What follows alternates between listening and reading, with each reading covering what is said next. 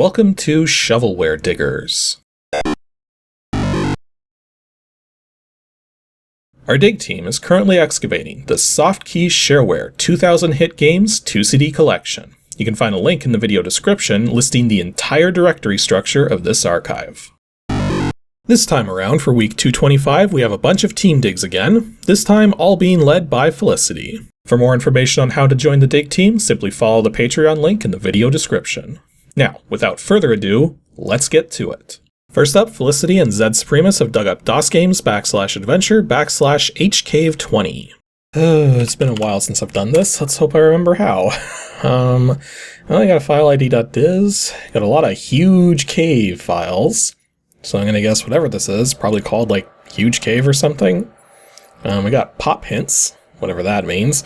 I got a readme. Let's try doing...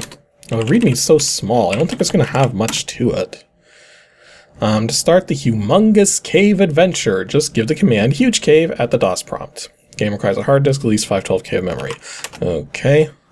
There weren't any doc files, right? No. Is that like the only... I guess we could read the file ID.diz. Humongous Cave, largest text adventure currently available on a microcomputer based on the Colossal Cave Adventure, created using the Master Edition of AGT. Okay, so this sounds like it's just going to be a port of Colossal Cave using the Adventure Game Toolkit. I guess that's what I'm getting out of this. Well, let's see. Huge Cave. Adventure in Humongous Cave version 2.0, based on public domain, in quotes, and the screen just advanced on its own. I really hate when games do that. Somewhere nearby is Humongous Cave, where others have found fortunes in treasure and gold, though it is rumored that some who enter are never seen again. The object of the game is for you to explore the cave and return safely. Although safely is in brackets. With as much treasure as possible, the cave is a mysterious and magical place. You'll face many puzzling and perilous challenges as you explore. Click to read the instructions? Sure. Okay, so yeah, this is looking at just like it's going to be a port of the Colossal Cave. Although I think a lot of this that we're seeing here is specific to the Adventure Game Toolkit. So, anyways, end of a road. You're standing at the end of a road before a small brick building. Around you is forest. A small stream flows out of the building and down a gully to the south. Next to the door of the building, there is a faded sign. Read sign. When first released, this game... Oh. Right. Yeah, we don't have a special challenge to win or anything like that. Though, anyways, enter building. And yeah, that's a lot of the same items.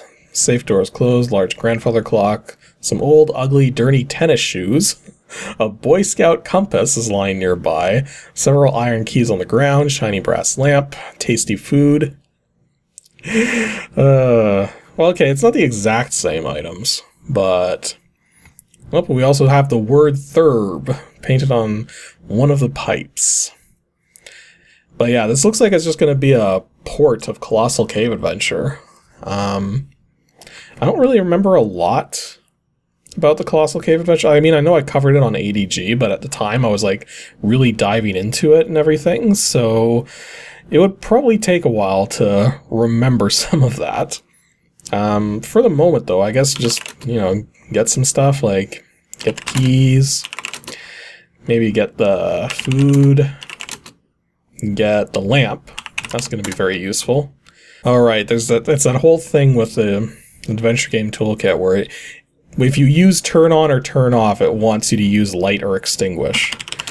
Whatever. Light lamp. Your lamp is now shining brightly. Yay! Okay, that's interesting. So, it actually wanted me to type in the whole unlock grate with keys thing, as opposed to just unlock grate.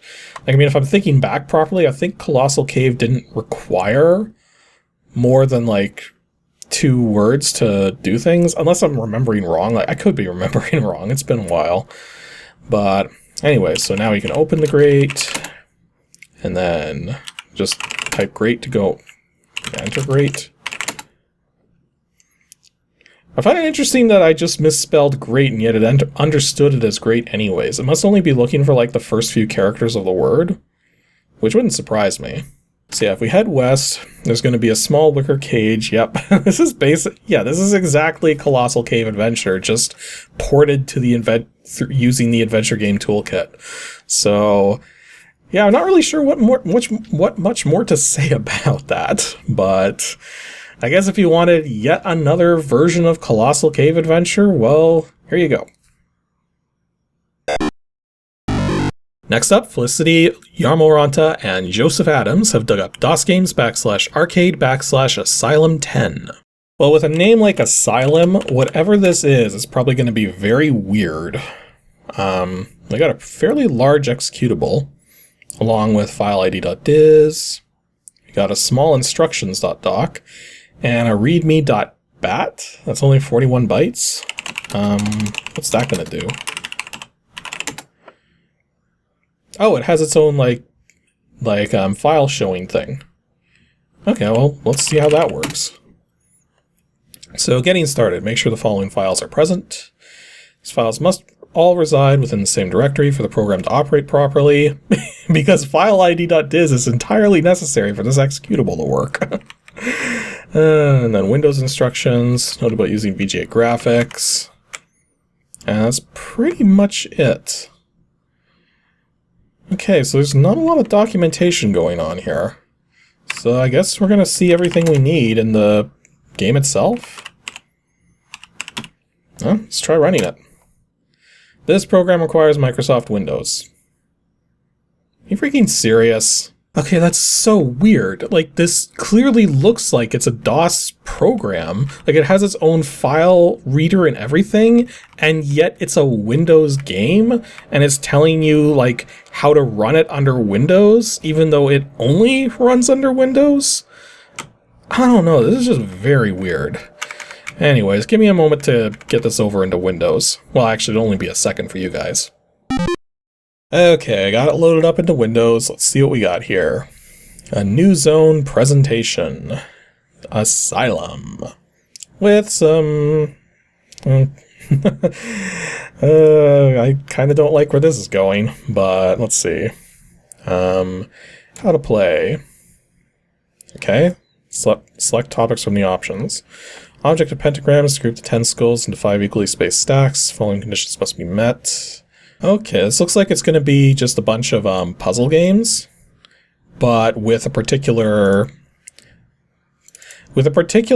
influence in the graphics department. So yeah, this one's got a pentagram with skulls around it. This one is a bunch of skulls in a cross shape. This one is bones trying to make an equation. And this one is a bunch of spiders. Now the funny thing is I think we might have seen something like this before, but I think it was like restricted on like which ones you could play. Like it might have only been like one of these games and not all 4 of them. I might be wrong about that. Although apparently whoever made this thing was also made the Aztec Curse and Trice. Also the registration fee for this is $10. So I guess maybe this is a shareware version of it? Okay, so for this particular puzzle game, you can only move the skulls. You basically have 10 individual skulls, and you have to split them up into groups of 2 each. But you can only move a skull once. And then once... Wait, why can't I... Oh... So with every move, a skull has to jump 2 other skulls, whether single or stacked. Okay, so that means... Okay, so that does make things a little more complicated. So this skull could be moved there, and now this is technically 2 skulls, which means this one could be moved like that. I see where this is going now. Now, even though it's got the pentagram symbols there, I'm guessing that this doesn't count. Because it's not letting me do that. Okay, here's the thing. If you do 2 moves like this, if you end up with 2 separated like that, then you've pretty much boned yourself. Because you can't... This one can't move over like that, nor can it move over... Well, it could move over like that. But the thing is that you would still need to get this one across as well. So even though you can move those like that, these two would now be unable to do anything. Wait, I think I've got it. If I go like that, and then... Or no, that doesn't work. That doesn't work. Is this puzzle even possible is the real question. Okay, I'm going to be here forever if I keep trying to do that one. So let's try this one next, which I'm guessing this is just your typical jump all the things puzzle. Yeah, sure seems like it. Although, does it allow diagonals? It does not. So there is that to consider. Okay, so what's the deal with this one? So for this particular puzzle, it displays an equation in Roman numerals. The equation states that 10 plus 1 equals 9. Obviously, this equation is incorrect. Without moving any of the bones, you must change the final count to a correct equation. Without moving any of the bones? What are you supposed to move then? Like, I'm clicking on all the things and nothing's happening. Yeah, you can't really change anything. How is it a puzzle if you can't modify the puzzle? Like, I mean, I guess if you, like, took a screenshot of this and, like, turned it 180 degrees, you'd have 11 is equal to 1 plus 10. And that would be true, but this game isn't about to allow you to do that. And then the Black Widow here is another one of those puzzles where you have to jump all the red pieces to the blue side and all the blue pieces to the red side, I'm guessing. So yeah, this puzzle at least is not too difficult to figure out because there's not a lot of possibilities for these ones. Although I already messed this one up. So yeah, the idea is you never want to create a situation. You never want to create a situation where you have two different sets that are more than two in a row. So like for this situation here, we want to jump them like that, move one up like that, and then do some more jumps like that, move one up like that, do some more jumps, and then jump them some more. So yeah, so this kind of style of puzzle is not too tricky. It just comes down to not creating two in a row at any point in time. Until you get to the other ends, right? So at least we'll have one of these puzzles solved. And there we go. You've solved the Black Widow. Yay! Now how the heck do I solve a puzzle that requires me to actually rotate the screen? Okay, so that was Asylum. I got a funny feeling we've probably seen this one before, but if not, it's just a bunch of puzzle games. They're not technically bad puzzle games, but is it worth $10? I don't know. To me, probably not, but maybe to some people.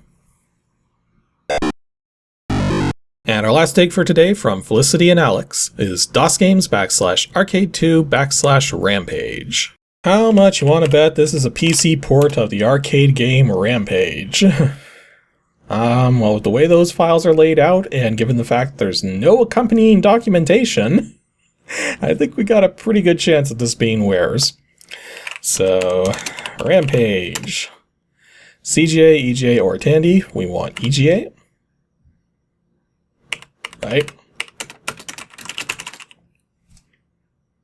Okay, okay, with it. Yep, there it goes. Yep, we got a warez copy of Rampage here. MS-DOS version by Monarch Development. Copyright 1988, Activision Incorporated. Yep. It's going kind of slow, though. Could try turning the cycles up. Although I don't even know, like, what... Yeah, like, okay, there it goes. Press 1, 2, 3 to select George, Lizzie, or Ralph. You know, I got a funny feeling we've already seen this on the show before, but just in case we haven't, I'll give it a little play anyways. So jump is keypad 5 and punch is 0. Okay, so press 3 to select. Oh, so you can actually adjust it if you want to. Okay, so how do I actually start playing?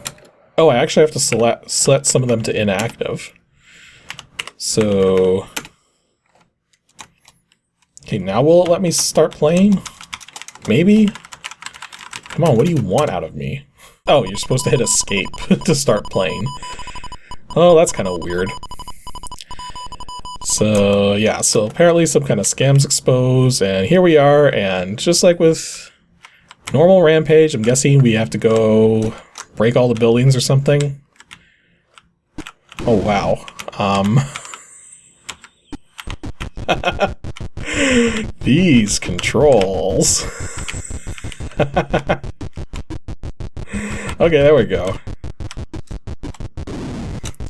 Okay. Let's start punching stuff now. Okay, there it goes.